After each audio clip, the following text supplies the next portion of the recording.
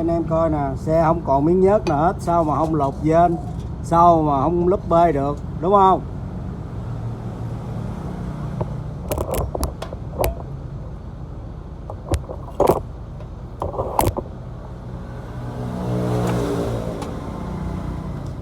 Chiếc xe mà tiếc tiền nhớt.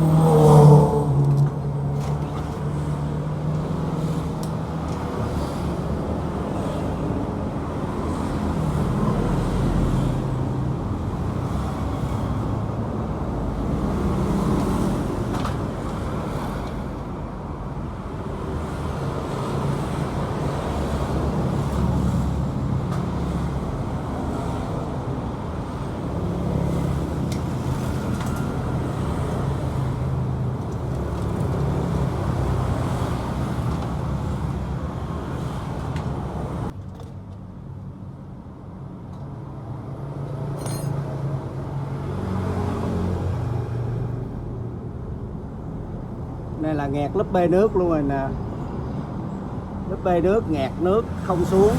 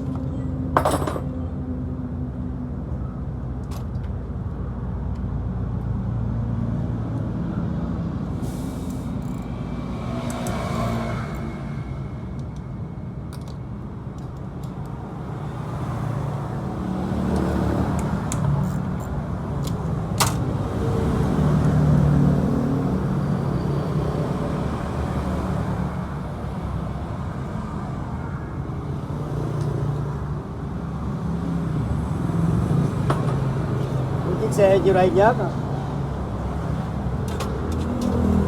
Lúc bơi lột trên tán lại cái banh mới làm đâu 15 triệu á, mới làm 15 triệu.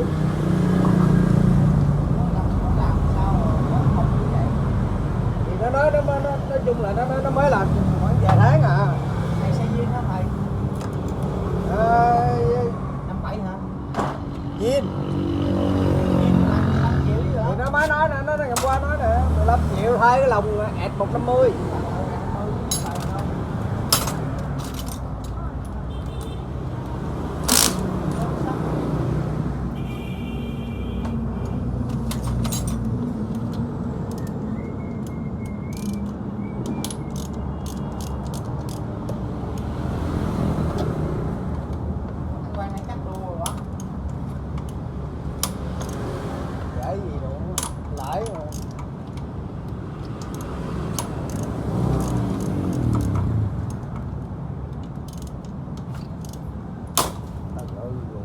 Mấy này nó dặn thốn móc gãy luôn. Gãy anh cây á, dặn dẻo dẻo là biết gãy rồi.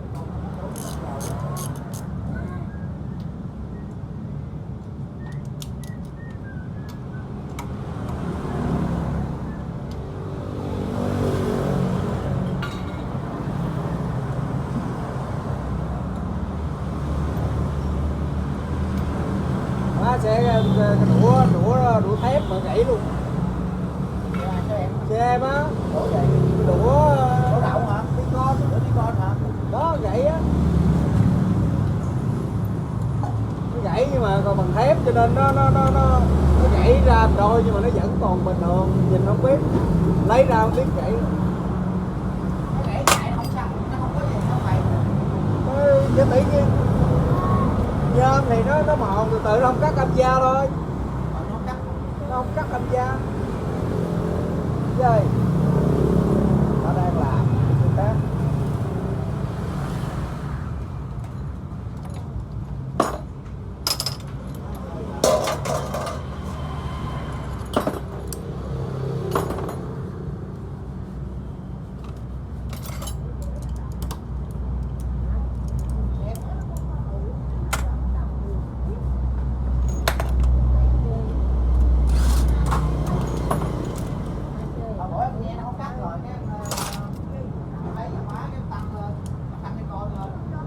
lên cái chạy bữa cái nó không cắt tiếng cái tăng Rồi, lên từ từ. cái tăng nữa tăng khúc luôn nè.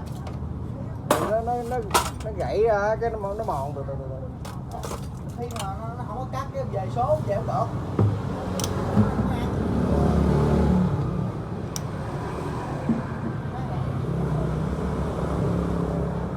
Má ti nhôm gãy là bình thường, má ti thép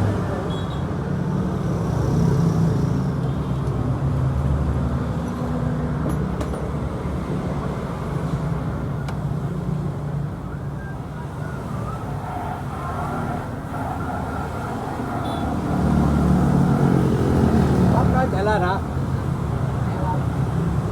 Ngày mai chạy đi đâu? Mai đem xuống 2K tới chạy đi đâu? Chạy vậy đỡ canh luôn. Cái đó là thằng chạy nó canh cho mình luôn á, không bằng đâu canh đâu đúng không? Bây giờ có canh xăng chạy giữ bộ.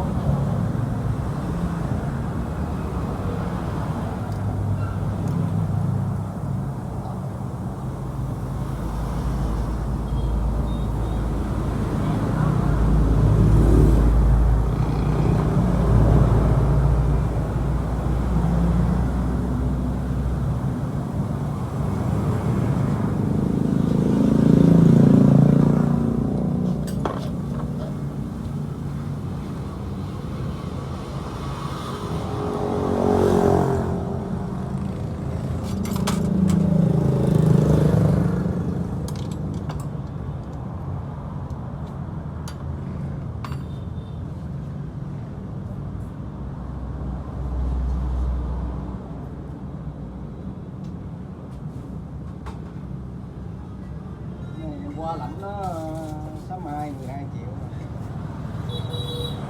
Rẻ vậy.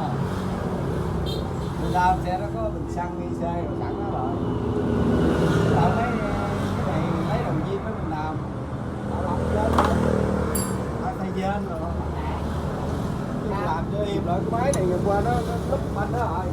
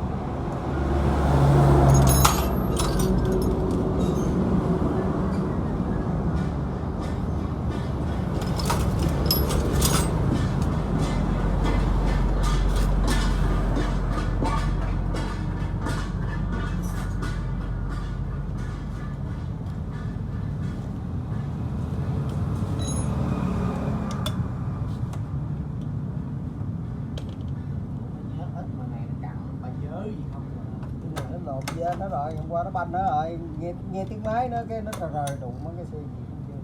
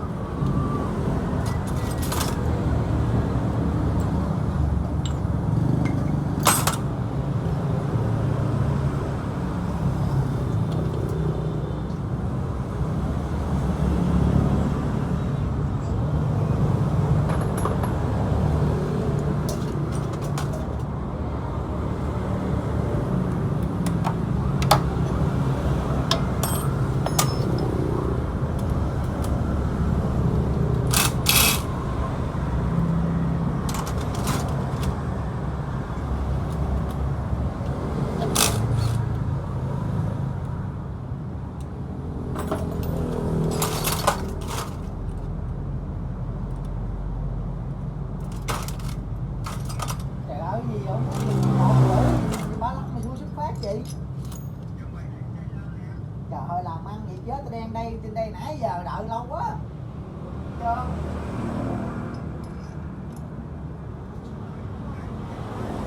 Nhanh đi. Muốn gì thì lên đây đi.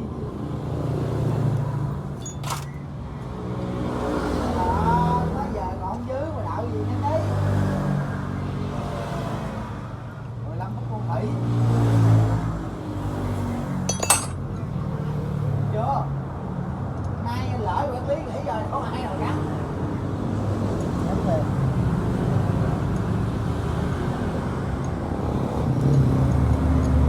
Nghỉ rồi, nghỉ lại.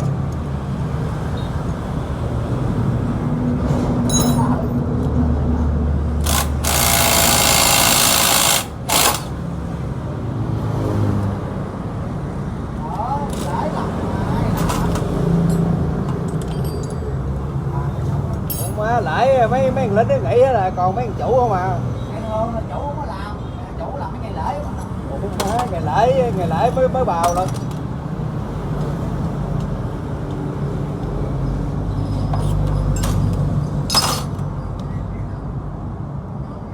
Nhanh đi, nội nó hoài, nó lên tới cái nông hơn nhanh đi à.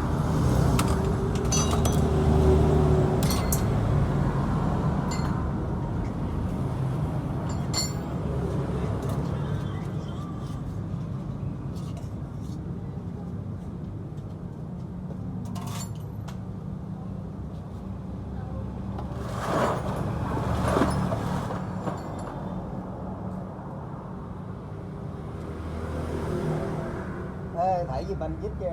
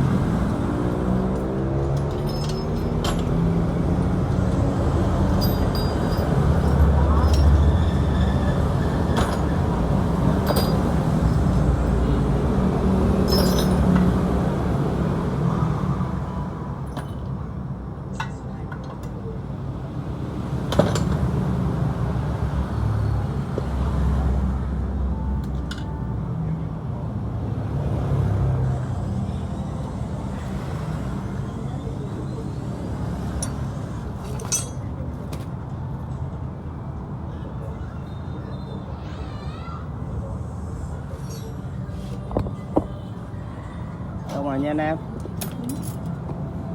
Lại hàng chính là không có đi chơi, là ngồi nhà trẻ máy ra vậy đó.